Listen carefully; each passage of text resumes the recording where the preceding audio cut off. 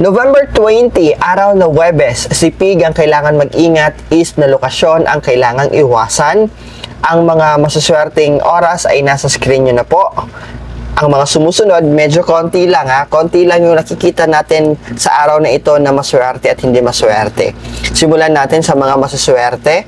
Maswerte ang araw na ito para sa pagtitibag ng building. Tearing down a building, it could be a business building, a business structure, or a residential structure ay auspicious or maswerte sa araw na ito kasi you are driving away negativity para sa papatayo muli ng bahay o building ay wala na yung mga malas. So, maswerteng araw na ito to tear down a building. Now, if you are looking for a date or a petsa to see a doctor for a consultation, maswerte ang November 20 to seek and see an appointment, secure an appointment with your doctor.